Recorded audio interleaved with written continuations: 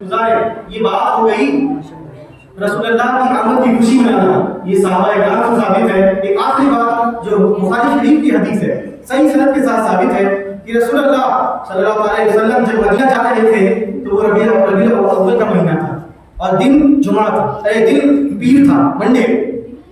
آج ہم جو ربیع الاول کے مہینے میں خوشی مناتے ہیں وہ بھی ثابت ہو گیا۔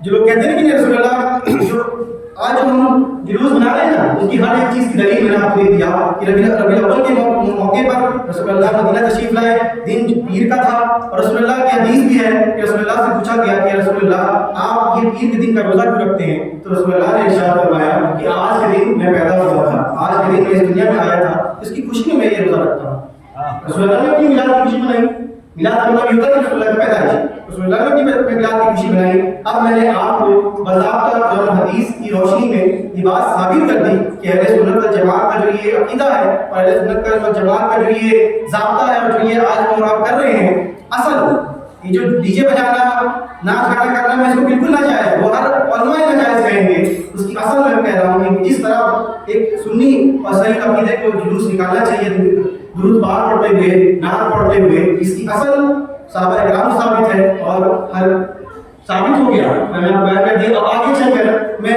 آج کی تاریخ میں رسول اللہ صلی اللہ علیہ وسلم کی کچھ باتیں آپ کو بیان کر دوں جو اللہ تبارک و تعالیٰ نے، میں نے اس موضوع کو چنائی تھا کہ اللہ تبارک و تعالیٰ نے قرآن مقدس میں ارشاد فرمایا قل ان کنتم تحبون اللہ فاتبعونی یحببکم اللہ۔ اے میرے محبوب آپ لوگوں سے کہہ دیجئے کہ اے لوگوں اگر تم چاہتے ہو کہ میری رحمتیں تم پہ برسے تو میری اتباع کرو، فاتبعونی، میری اتباع کرو، یحببکم اللہ، اللہ تم سے محبت کرے گا۔ یہ قرآن کی ایک آیت ہے جو اللہ تبارک و تعالیٰ نے مومنوں کے لیے نازل کی بزبان رسول اللہ کو فرمانے کے لیے کہا۔ اب میں آگے چل کر تھوڑا سا اور آپ کو دینا چاہتا ہوں۔ بات یہ ہے کہ آج اگر ہم غور کریں کہ ایک سچا عاشق کسے کہتے ہیں، ایک سچا عاشق ہم کس کو کہیں گے، تو آپ جب اس بات پہ غور کریں گے تو آپ کو معلوم ہوگا کہ ایک سچے عاشق کی پہچان یہ ہے کہ اپنے محبوب کو ناراض نہیں ہونے دیتا، اپنے محبوب کو جو محبوب کہتا ہے اس پر عمل کرتا ہے۔ عاشق کی پہچان یہی ہوتی ہے کہ اپنے محبوب کی بتائی ہوئی بات پر عمل کرتا ہے۔ عاشق کی بہت ساری کیٹیگری ہیں، ابتدائی زمانہ بھی ہوتا ہے، لیکن عاشق جو ہو جاتا ہے نا، جس کو عشق ہو جاتا ہے، وہ تمام تر تقاضوں سے عشق ہوتا ہے۔ سر اصلی عشق کا مطلب یہی ہے کہ سب سے بڑی عشق کا جو تقاضا ہے، سب سے بڑا جو عشق کا تقاضا ہے وہ یہ ہے کہ اپنے محبوب کو ناراض نہ ہوئے، اس کا محبوب سے ناراض نہ ہو۔ اگر اس کا محبوب ناراض ہو جاتا ہے تو عاشق کی علامت یہ ہوتی ہے کہ وہ دن بھر پریشان ہوتا ہے، وہ کبھی یہاں بھاگتا ہے وہاں بھاگتا ہے، انہیں لگتا ہے کہ بس کسی طرح میں اپنے محبوب کو راضی کر لوں۔ ایک عاشق کی پہچان ہے۔ آپ جب اس بات پر غور کریں گے اور اپنے آپ کا مطالعہ کیجیے، اپنے آپ کو دیکھیے کہ ہم عاشق مصطفیٰ اپنے آپ کو کہتے ہیں، اور آج ہم صبح سے لے کے شام تک، شام سے لے کے رات تک ہمارا کون سا ایسا عمل ہے جس سے ہمارا رسول اللہ ناراض ہو؟ آپ غور کیجیے، اپنے پر غور کیجیے، میں کسی کو انگلی اٹھاتا ہوں، غور کرو کہ آج صبح سے لے کے شام تک، شام سے لے کے رات تک، پھر اگلے دن صبح تک ہمارے کیا ایسا عمل ہے جو رسول اللہ کی ناراضی کا سبب بنتا ہے؟ ایسے کیا عمل ہے جو رسول اللہ کی ناراضی کا سبب بنتا ہے؟ بات یہ ہے کہ رسول اللہ کی محبت اگر ہوگی تو یہ ناراضگی بھی دور کرنے کی ہم کوشش کریں گے۔ آج اہل سنت والجماعت کی میں صاف کہتا ہوں، سب سے بڑی اگر کمی یہ ہے کہ وہ نماز نہیں پڑھتے۔ سب سے بڑی اگر کمی اہل سنت والجماعت میں ہے نا تو وہ یہ ہے کہ نماز نہیں پڑھتے۔ میلاد اتنی خوشی سے مناتے ہیں، لیکن دیکھا جائے تو ان کی طرح تو کوئی مسلمان ہو ہی نہیں سکتا، ان کی طرح تو کوئی عاشق ہو ہی نہیں سکتا جس طرح میلاد مناتے ہیں، جس طرح جلوس نکالتے ہیں۔ لیکن یہ میلاد میں نے آپ کو بتایا نا یہ مستحب ہے یا سنت ہے، اس کی اصل سنت ہے، لیکن جو ہم پر فرض ہے، میرے رسول اللہ صلی اللہ علیہ وسلم نے ارشاد فرمایا قرۃ عین الصلاۃ، یہ میری آنکھوں کی ٹھنڈک نماز ہے، جب مومن نماز پڑھیں گے تو میری آنکھوں کو ٹھنڈک پہنچے گی۔ آج ہم صبح شام رات گزار دیتے ہیں لیکن ہم کو نماز سے تعلق نہیں ہوتا۔ کچھ لوگ یہ ہیں کہ جمعہ مسجد میں آتے ہیں، کچھ لوگ یہ ہیں کہ عید مسجد میں آتے ہیں، اور کچھ لوگ یہ ہیں کہ ان سے مطلب نہیں ہوتا، وہ صرف نام کی مسلمان ہیں۔ بچپن میں کبھی جب پیدا ہوئے تھے تو کان میں اذان دے دیا گیا تھا، تھوڑے بڑے ہو گئے تو ہوش سنبھالا تو کرنا پڑ گیا تھا، بس اس کے علاوہ مجھے کچھ نہیں معلوم۔ یہ مسلمان ہیں، یہ عاشق رسول ہیں، عاشق رسول کی یہ پہچان نہیں۔ اور چلو صحابہ سے پوچھتے ہیں کہ عشق کیا ہوتا ہے، بھائی صحابہ سے پوچھتے ہیں کہ عشق کسے کہتے ہیں۔ رسول اللہ صلی اللہ علیہ وسلم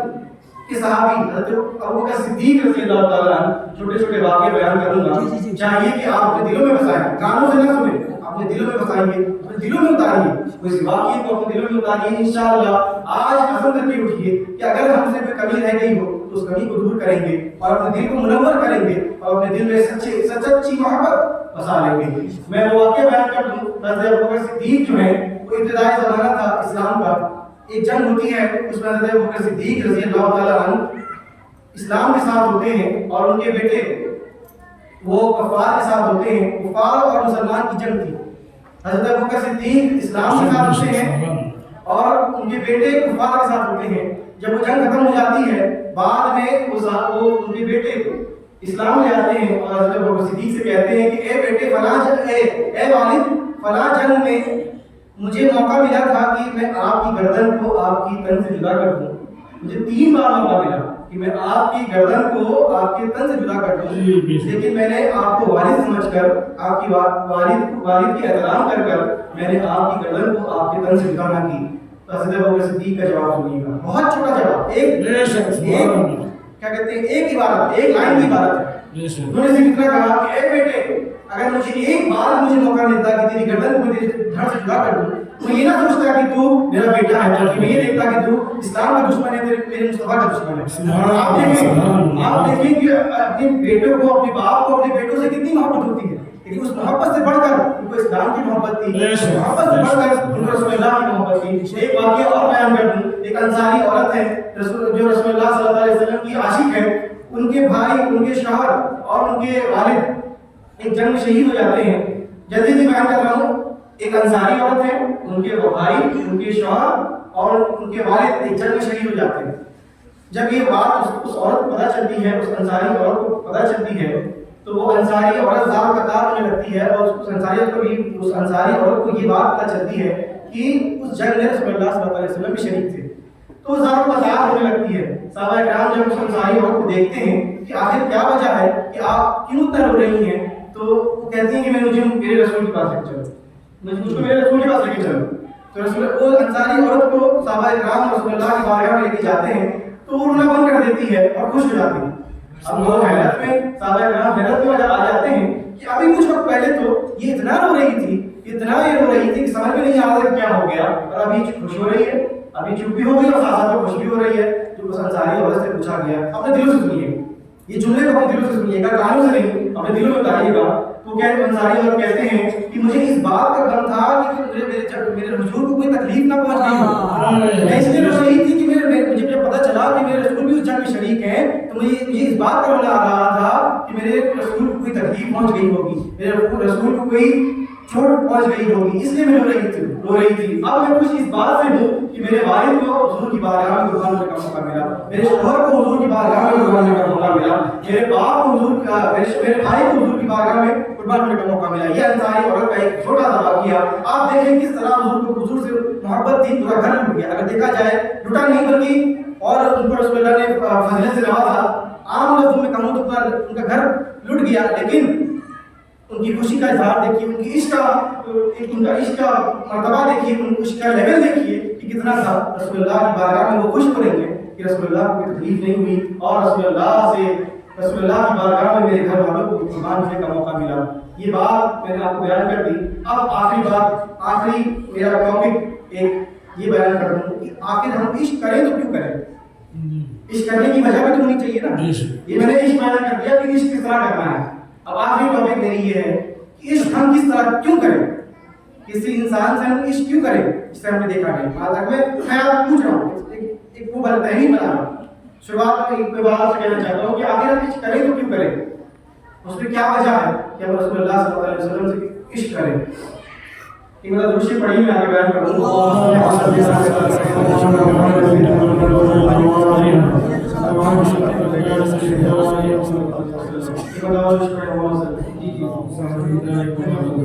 اللهم صل على سيدنا محمد وعلى آله وصحبه صلى الله تعالى عليه وسلم. میں آپ سے عرض کر رہا تھا کہ عشق ہم کیوں کریں، آخر کیا وجہ ہے کہ ہم رسول اللہ صلی اللہ علیہ وسلم سے عشق کریں، آخر کیا وجہ ہے کہ رسول اللہ سے محبت کریں. تو آئیے رسول اللہ سے ہم دیکھتے ہیں، رسول اللہ کی سیرت کو پڑھتے ہیں، ہم دیکھتے ہیں کہ آخر کیا وجہ ہے کہ رسول اللہ سے عشق کرنے کو مجبور ہیں یا رسول اللہ سے عشق کرتے ہیں۔ آج کی وجہ اس کی یہ ہے کہ دیکھیے انسان کی فطرت ہے، انسان کی فطرت میں سے ہے کہ وہ حسن پسند ہے، اس کو خوبصورتی اچھی لگتی ہے نا۔ آپ کوئی مسجد میں اگر خوبصورت مسجد ہو تو اس میں آنے کا دل کرتا ہے، اگر کوئی خوبصورت جگہ ہو، پہاڑ کی کوئی اچھی چوٹی ہو جہاں نظارہ بہت اچھا ہو تو وہاں جانے کا دل کرتا ہے۔ یہ انسان کی فطرت میں سے ہے، اور انسان کی فطرت یہ بھی ہے کہ وہ مشہور لوگ سے قریب ہونے کی کوشش کرتا ہے جی، یہ بھی انسان کی فطرت ہے۔ ایک فطرت کیا ہے کہ وہ خوبصورتی کو دیکھتا ہے، دوسری فطرت کیا ہے کہ وہ مشہور لوگ کو، جو مشہور ہوتے ہیں نا، ان سے آٹومیٹک دل مائل ہونے لگتا ہے کہ ان کے پاس تھوڑا سا بیٹھنے کا موقع مل جائے جی، ہے نا، ہوتا ہے کہ نہیں ہوتا، انسان کی فطرت ہے۔ اور ایک بات اور ہے کہ یہ دو باتیں میں اور بیان کر دیا، یہ دو باتوں کو آپ سمجھیے کہ اور ایک فطرت اور ہے کہ کسی کا اچھا اخلاق دیکھتا ہے نا تو اس کی طرف دل مائل ہوتا ہے کہ یہ میرے ساتھ اچھا بیہیویئر کرتا ہے، میرے ساتھ اچھے سے بات کرتا ہے، اچھا انسان ہے، اس سے دل آٹومیٹکلی کنیکٹ ہو جاتا ہے، جڑ جاتا ہے اس سے دل، کیوں؟ اس کا اخلاق اچھا ہے۔ میں نے آپ سے کیا بیان کیا، خوبصورت ہو تو انسان کا دل مائل ہو جاتا ہے، اگر اس کا مشہور ہو تو اس کا انسان کا دل مائل ہو جاتا ہے، اور اگر اخلاق اچھا ہو تو اس کا دل مائل ہو جاتا ہے، انسان کی فطرت میں سے ہے۔ آئیے بتائیے کیا رسول اللہ صلی اللہ علیہ وسلم سے خوبصورت چہرہ کسی کا ہے؟ خوشیاں قائم نہیں ہے، تب سے لے کے قیامت تک کوئی ایسا شخص نہیں آیا جو رسول اللہ سے زیادہ خوبصورت ہے۔ ہم خوبصورتی کے دل مائل ہوتے ہیں نا، ہم خوبصورتی کی طرف مائل ہوتے ہیں، رسول اللہ سے خوبصورت چہرہ کسی کا ہے ہی نہیں، رسول اللہ سے خوبصورت چہرہ کسی کا ہے ہی نہیں۔ حضرت حسان بن ثابت کہتے ہیں کہ کیا کہ آپ جیسا حسین و جمیل میری آنکھوں نے دیکھا ہی نہیں، آپ جیسا کسی ماں نے آج تک جنا ہی نہیں۔ صحابی تھے، یہ کون عقیدہ دے رہا ہے؟ یہ حسان بن ثابت ایک صحابی تھے، وہ عقیدہ دے رہے ہیں کہ آپ جیسا کوئی خوبصورت آج تک کسی نے میں نے دیکھا ہی نہیں، آپ جیسا خوبصورت آج تک میں نے کسی دماغ میں جنا ہی نہیں۔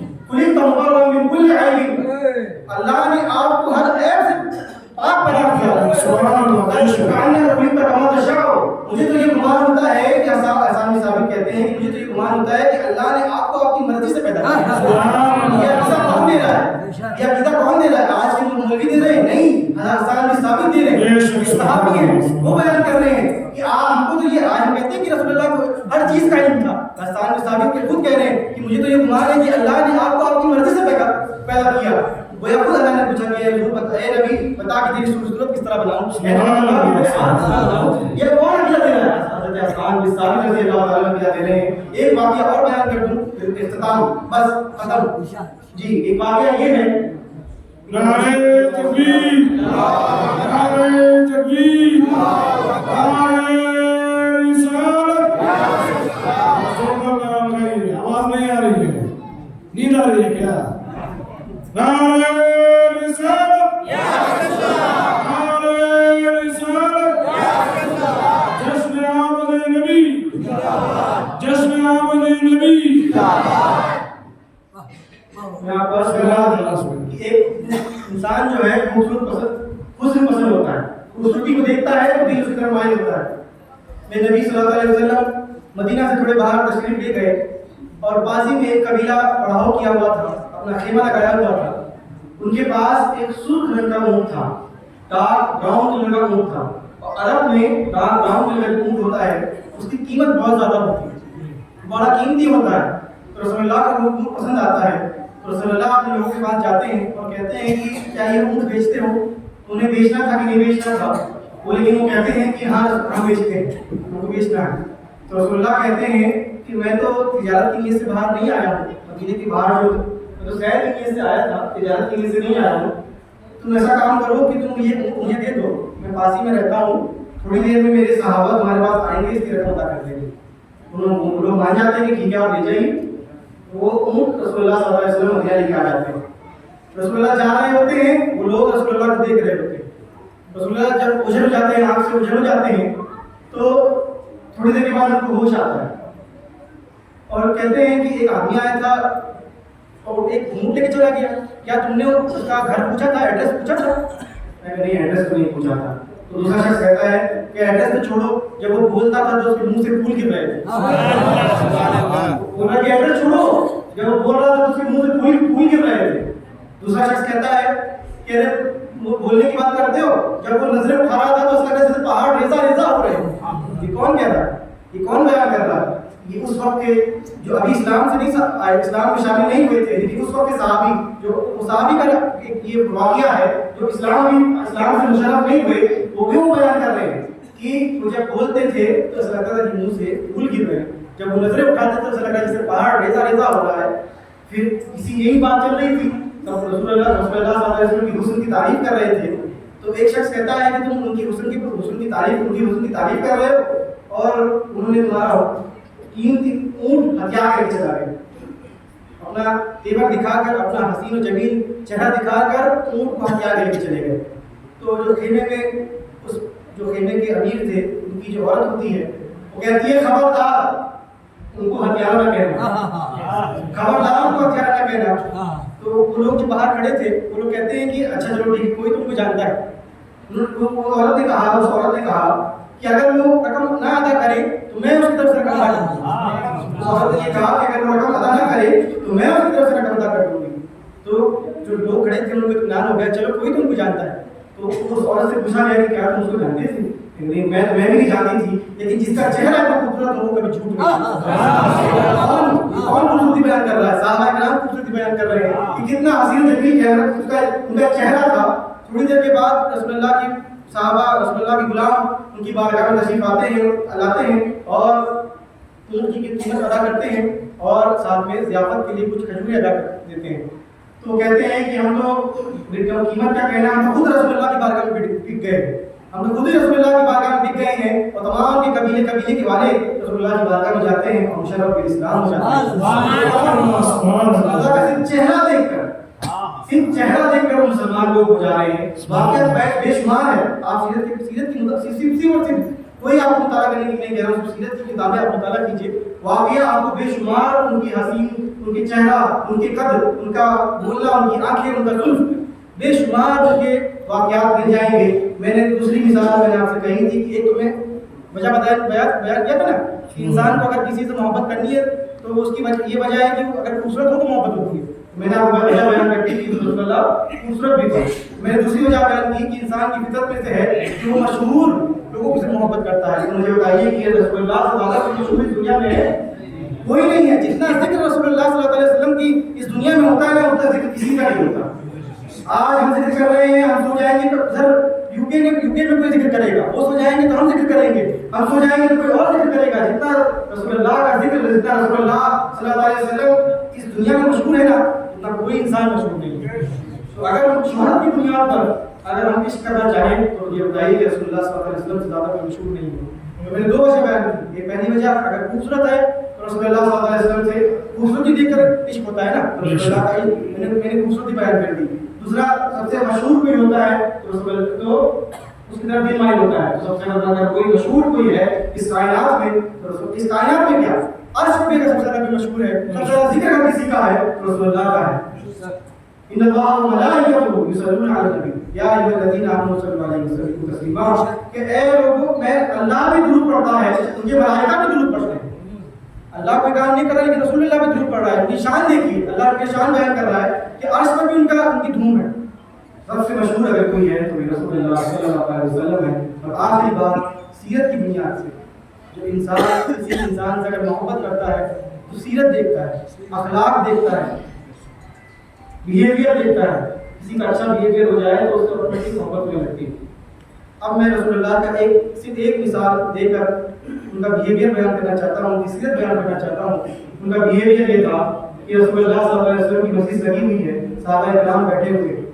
ایک صحابی رسول اللہ صلی اللہ علیہ وسلم کی بارگاہ میں آتے ہیں اور کہتے ہیں کہ یا رسول اللہ صلی اللہ علیہ وسلم، 3 دن سے میں اپنے بیٹے کو نہیں دیکھا، 3 دن سے میرا بیٹا مجھ سے غائب ہے، 3 دن سے میرا کھانا پینا دشوار ہے، میں پریشان ہوں، میں رو رہا ہوں، میرے گھر والے رو رہے ہیں، میرا بیٹا مجھ سے نہیں مل رہا، آپ دعا کر دیجیے کہ میرا بیٹا مجھ سے مل جائے.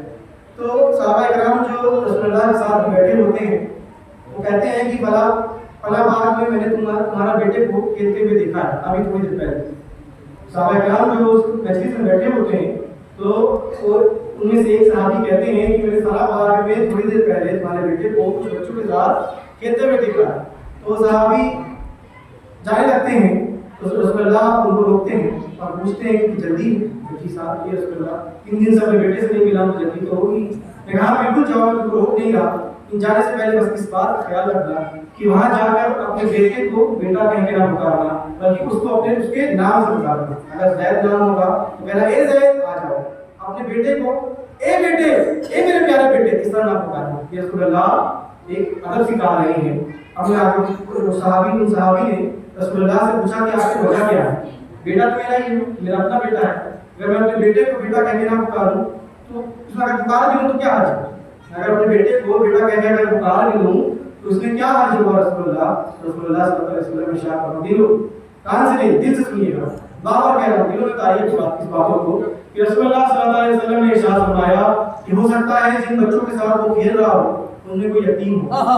تم اتنے پیار سے اپنے بیٹے کو پکارو گے, تم 3 دن سے اپنے بیٹے سے نہیں ملے ہو, اس میں جو لذت ہوگی وہ زیادہ ہوگی, جو اپنے بیٹے کو پکارنے کی لذت ہوگی وہ زیادہ ہوگی. ہو سکتا ہے ان بچوں میں سے کوئی یتیم ہو اور اس کے دلوں میں چھری چلے کہ کاش میرا بھی کوئی باپ ہوتا اور آج مجھ سے کہتا کہ اے بیٹے آ جاؤ, میں تمہیں لے کے آیا. یہ کون رسول اللہ ایک اخلاق سکھا رہے ہیں, ایک حسن اخلاق, ایک اچھے اخلاق سکھا رہے ہیں. وہ ابھی شریعت کے مکلف نہیں ہے, جو بچے ہیں وہ شریعت کے مکلف نہیں ہے, ان پہ شریعت ابھی لاگو نہیں ہوئی ہے, لیکن ان کا بھی کتنا خیال رکھنا ہے. رسول اللہ ہم کو بیان کر رہے ہیں کہ کسی جگہ جاؤ تو دل آزاری بھی نہ ہو, کسی کی دل آزاری بھی نہ ہو. تکلیف پہنچنے کی دور کی بات ہے, کسی کو دھوکہ لگنے کی دور کی بات ہے, کسی کو دل آزاری, کسی کو دل میں یہ برا خیال بھی نہ جائے. یہ رسول اللہ ہمیں اخلاق سکھا رہے ہیں. تو رسول اللہ کے اخلاق کو پڑھیے, رسول اللہ کے چہرے مبارک کو شمائل کو پڑھیے, رسول اللہ کے فضائل کو پڑھیے اور رسول اللہ کے فضائل کو پڑھیے. یہ آج تاریخ میں سب سے زیادہ ضروری یہ ہے کہ رسول اللہ کے فضائل کو ہم بیان کریں. رسول اللہ کے فضائل سے مراد یہ ہے کہ رسول اللہ کے پاس کتنے اختیارات تھے. اپنی دیوار کے پیچھے بھی جانتے تھے, اپنی آنکھوں کے پیچھے بھی دیکھتے تھے, دائیں بھی دیکھتے تھے, بائیں بھی دیکھتے تھے. یہ رسول اللہ کے اختیارات ہیں. باتیں بے شمار ہیں بولنے کے لیے. آپ کو ضرورت یہ ہے کسی ایک دن کی میلاد کے قائل نہ بنے, بلکہ ہر دن اپنے رسول